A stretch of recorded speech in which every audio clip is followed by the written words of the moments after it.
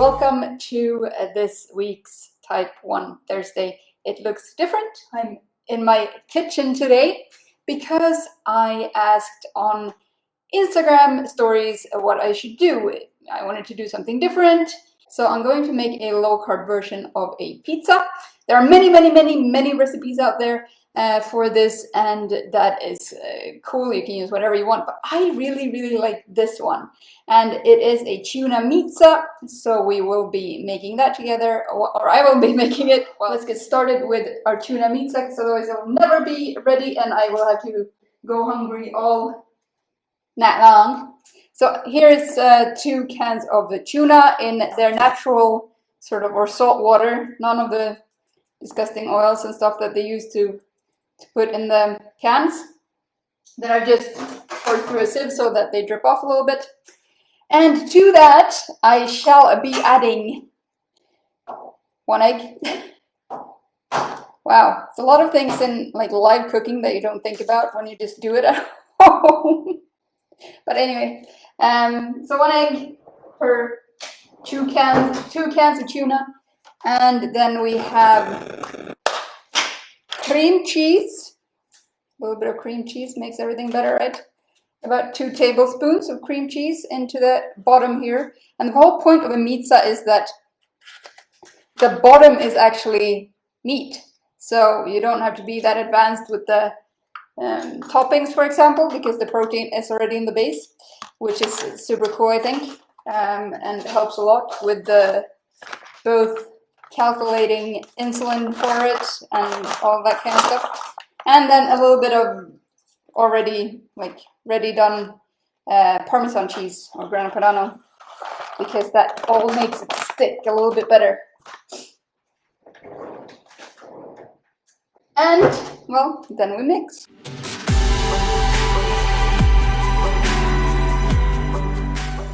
I mean, this really looks like cat food. It's not pretty, but you know, mix it until it's all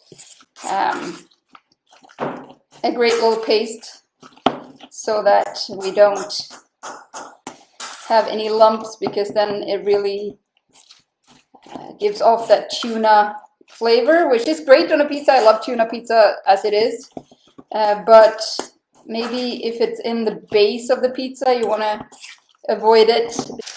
2 little parchment papers so that we can flatten this dough.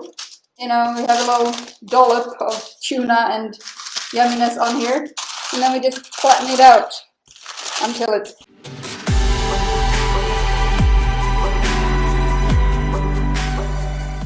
just remove the top parchment paper, put it to the side, and take your baking thing and try to get the tuna in one piece onto it. Ta-da! Pizza base. How cool is that? Out of very nutritious, protein-rich goodness of tuna that, you know, will do your body so much good. And I'm only just poking it a little bit with the fork in case, you know, it starts rising, because it can sometimes. And then we pre-cook it at 180 degrees Celsius, which I have no idea what it is in Fahrenheit, but I'm sure Dr. Google knows, for about 10 minutes. And while that is away, then we'll make the sauce. What goes more in a pizza? Well, sauce. And I cheated a little bit, so I started a little bit, but I actually, instead of tomato, I use Ajvar, which is, I think, please correct me if I'm wrong, but I think it's a Turkish sauce that has all kinds of roasted vegetables. Unfortunately, this exact one has a little bit smidge of sugar, which I usually avoid, but there wasn't another kind. I find the flavor of this gets a lot better than tomato, because I feel tomato sometimes gets a little bit too like sweet in a way. That being said, I will add some tomato puree just to have that flavor as well. And then I've added a little bit of, I wish I had homemade, but not at this point, but a little bit of bone broth, so to get a deeper flavor of this little sauce that I'm making. Then Italian herbs, must be in this sauce. Garlic powder as well to get a little bit more flavor, because we won't, it was a new one, because as I mentioned, I won't be adding that much toppings to it. It's only going to be red onion and mozzarella cheese. So we need a little bit more flavor in the sauce instead. And also onion powder, just a smidge, so that it's a little bit deeper of a flavor, a little yummier. Himalayan pink salt going into the sauce, as well as some black pepper. Actually, this is something I could have prepared. I could have been a real TV chef and could have been like, oh, but this is the base I've just prepared. As it happens, I just prepared this. Yeah, but I didn't really have that much time today, or that much tuna at home, so I only have this one chance to make it right. So this is how I like to pre-cook it. Wait, where are we there? So that it's a little bit brown on the edges, and the rest is sort of no longer a gooey mess, but sort of something that could resemble solid. Yep, that looks good. And this, I really like this pizza base because it is the most solid one that I've found. Instead of these crumbly, like for example, the few times that I tried, it's called cauliflower pizza. They're so crumbly, like there's no joy in trying to eat them because they're just crumbly and weird. Mozzarella ready, shredded, and this is the only one here that just has salt and milk and no fillers, so this is why I buy this one.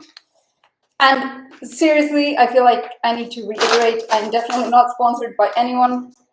I paid my own good money for all of this food. That could be nice, like if you know anyone that wants to sponsor a very, very amateur cooking show, let them know, send them my way.